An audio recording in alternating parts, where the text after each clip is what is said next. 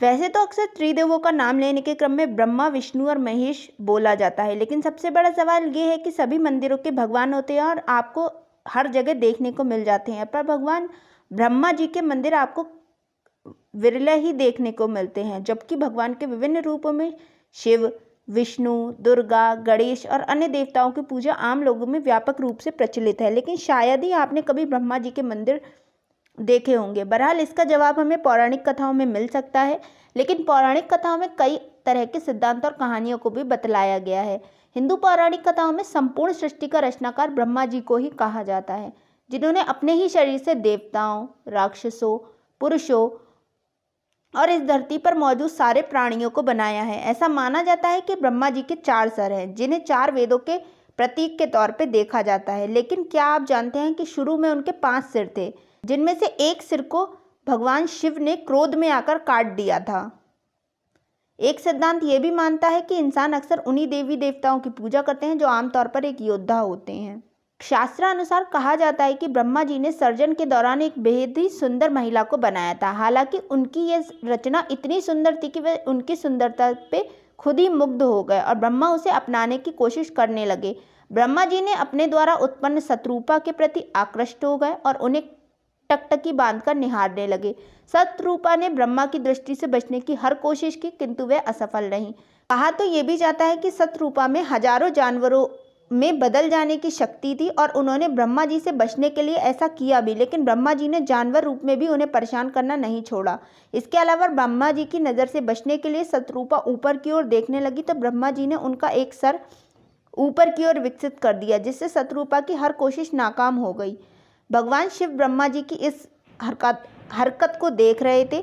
शिव की दृष्टि में शतरूपा ब्रह्मा की पुत्री सदृश थी, इसीलिए उन्हें यह घोर पाप लगा। क्रोधित होकर शिव जी ने ब्रह्मा जी का सिर काट डाला ताकि शतरूपा को ब्रह्मा जी की कुदृष्टि से बचाया जा सके। शास्त्रानुसार भगवान शिव ने इसके अतिरिक्त भी ब्रह्मा जी को श्राप के रूप में दंड दिया था। इस श्राप के अनुसार त्रिदेवों में शामिल ब्रह्मा जी की पूजा उपासना नहीं होगी।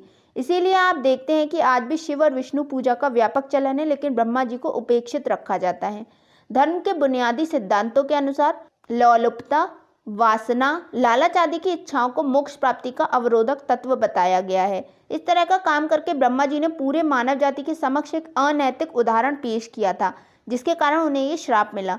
जब ब्रह्मा और विष्णु जी का ये विवाद था कि त्रिदेवों में श्रेष्ठ कौन है, नियंत्रण से बाहर जाने लगा, तब अन्य देव मुनियों ने त्रिदेवों के श्रेष्ठ के अंतर को स्थापित करने के लिए भगवान शिव जी की मदद मांगी। शिवलिंग को शिव का प्रतीक माना जाता है। शिव का अर्थ है कल्याणकारी और लिंग का अर्थ है सृजन। इस विवाद में मैं बड़ा तो मैं बड़ा का अंत करने के लिए सदाशिव एक विशालकाय योति स्तंभ के रूप में प्रकट हुए, जिसका ओर छोर का पता अनिश्चित था। शिव ने उन दोनों को चुनौती दी कि जो भी इस शिवलिंग के किसी भी छोर तक पहुंच जाएगा, उसी का वर्चस्व सबसे बड़ा होगा। यह सुनते ही ब्रह्मा ने एक हंस का आकार ले लिया और वर्चस्व स्थापित करने के लिए शिवलिंग के ऊपर की ओर उड़ान भरी। वहीं विष्णु एक सूअर के रूप में वेश बदलकर शिवलिंग के नीचे के क्षेत्र में उतरे। जैसे ही कुछ दूर तक विष्णु जी ने यात्रा तय की, उन्हें एहसास हुआ कि इससे पहले भी शिव जी ने उन्हें मात दी थी। अतः विष्णु लौट आए, भगवान शिव को